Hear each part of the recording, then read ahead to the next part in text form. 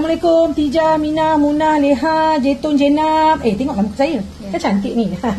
Cantik ma'am. Boleh dia pun puji aku juga. Okey, kami dah lama tak bersiaran ni Rindu tak? Lima, Jenab, Jetun, Joya. Sampai aku lupa Cik Ani, Cik Ana. Okey ke? Cik Intan. Okey, ni dua periuk berjalan sekali ni. Ini tadi saya buat masak lemak untuk berbuka ni, masak lemak ayam. Tak tahu nak fikir nak masak apa dah ni. Lepas tu yang ini pula saya nak goreng sayur. Tadi saya baru je leburkan, gorengkan goreng ikan masin. Nampak ikan masin panjang tu. Apa nama ikan masin ni tak? Lepas tu masukkan bawang, okey. Masukkan bawang merah, masukkan bawang putih. Okey. So lepas tu saya nak masukkan sedikit air. Sebab ni dah sudah dah ni, okey dah ni. Masuk air sikit. Sikit je, jangan banyak.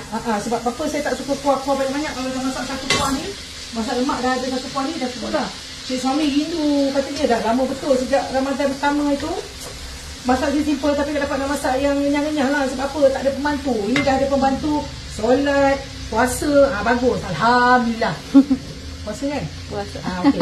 Bagus ni puasa. So baguslah. Islam. So baguslah. Okey, so lepas tu saya suka guna Adabi punya ni seafood sauce. Dah lama tak dapat stok seafood sauce Adabi ni kan. Masuk sikit je, jangan banyak ya. Sikit je nak bagi warna je. Ikut you all lah ya, ikut you all. Saya suka bagi warna je sikit-sikit. Lepas tu masukkan sayur. Tapi sebelum tu saya dah gorengkan tahu tau. Saya nak masukkan tahu dia. Okey, ni tahu mana tahu? Ni tahu. Okey, masukkan tahu. Masukkan tahu. Lepas tu kacau sambil-sambil ni. Ni mak-mak masak kan kiri kanan. Style orang dulu masak kan kiri kanan. Hati kecil pula ni. Okey, so masukkan ni. Dah masuk tahu, tengok sini. Sayang, tengok atas. Macam tu. Masukkan tahu. Tahu ni saya dah goreng sikit tadi. Okey. So lepas tu humbankan je lah sayur.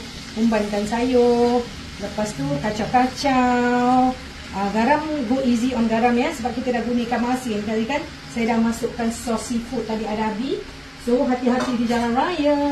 Okay. So lepas tu boleh dah digaul-gaulkan. Lepas tu dah siap lah. Saya punya sayur. Sayur saya suka kering. Sebab apa? Saya dah ada kuah tu masak lemak. Tak payahlah semua berkuah. Kecuali kalau lauk kering, belada-belada, barulah saya buat sayur berkuah. Macam itulah kita atur menu kita hari-hari. Daripada dulu hingga kini selamanya. Baik. Okey, korang tunggu dulu sekejap. Saya nak kacau ni Tunggu sekejap tau. Okey, dah tu. Last kali saya masukkan cili, cabai merah.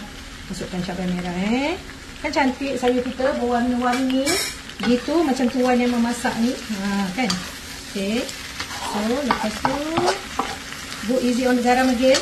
Ya, sebab kita guna ikan masin kan ni kan.